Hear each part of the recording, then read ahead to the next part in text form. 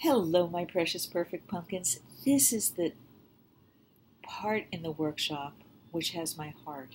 It's where we dive deep and delicious into the heroine's journey. This is the part where we clear our old invisibility story, rewrite that old script, give it a brand new, fresh ending, reclaim, recapture our voice. Now, to do that, we are all going to craft a 5-minute story. Mine is longer, but it's going to be broken up in parts to give you examples of what to do. I'm going to take you step by step through the process. Now, every good story has a structure. There are many structures I could have chosen to tell our stories, our heroine's journey, but I think the one that suits us the absolute best is something called story, aha, now what? We could have used Monroe's motivational sequence. That's a little academic. Or problem, cause, solution. I think it's best to get to the heart of the matter by starting out with you. Now, this is not just any story we're going to tell. This story is about what Casey Baker would call the situation, a moment in your life that is dark, that is bleak, that is devoid of hope, devoid of light. This is a come to Jesus moment, a moment that brought you to your knees.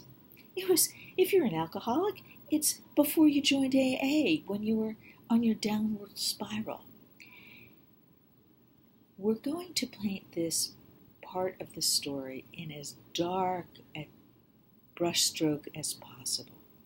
How else are we going to feel the light when the heroine is transformed?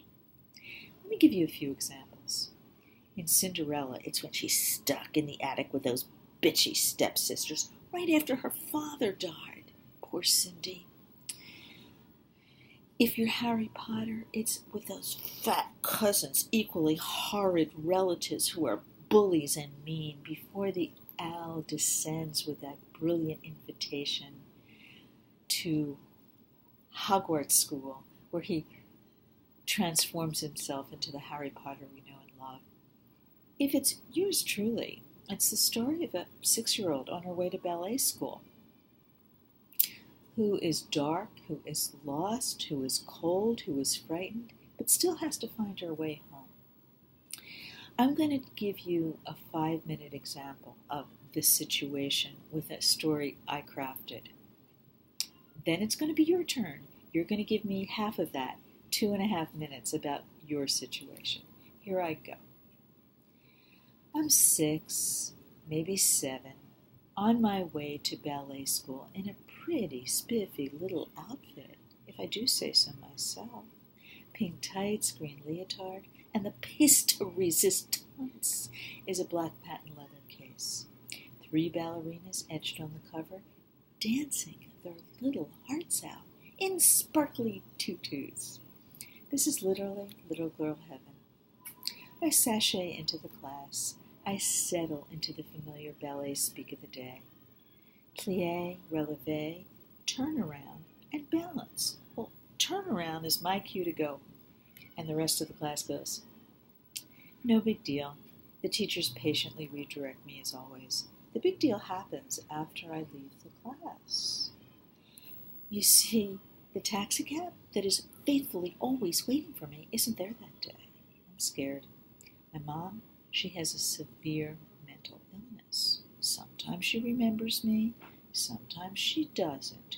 It's a little like growing up in Vegas. I never know where the dice are going to land that particular day and night. I wait. And I wait. And I wait some more until I realize it is cold. The nip in the air is turning into a bite. Dusk is rapidly descending into dark. It is cold. It is dark. I am scared. Terrified, really. As I wait, And I wait.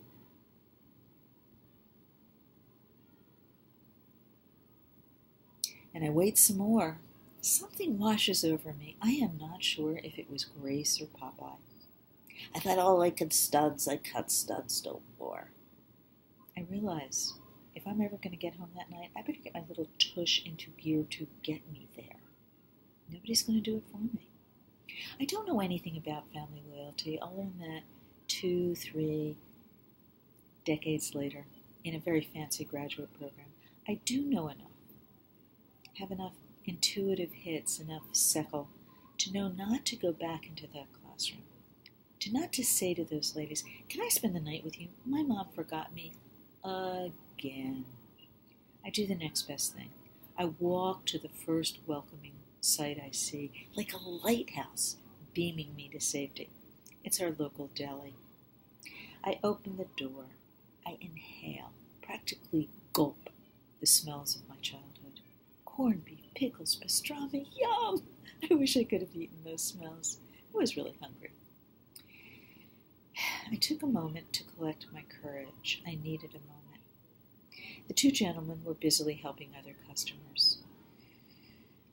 Finally, I drew a deep breath. I raised my hand. I said, excuse me, can I have some help? You see, I have to get home tonight. My mom, she forgot to call my cab again. Could you please just dial my taxi? I gotta get home tonight. They were very kind. Sooner rather than later, I am ensconced in the back of a taxi, feeling pretty plucky, pretty victorious. I don't know what I expected when I walked through that door. A hug, a kiss, some comfort. I was terrified. Some dinner. I was starving. Milk, cookies, something. What I didn't expect is when I walked through that door, all hell broke loose. The entire neighborhood surrounded my mother, who was practically fainting on the living room sofa, cold compress on forehead. The entire neighborhood rallying behind her. A good portion of our police force rallying in front of her. And there I was, kind of off to the side. A neighbor starts addressing me, in these not too kindly tones either. Didn't I realize how badly I scared my mother? No, frankly, I was focused on a different character. Didn't anybody see or hear me?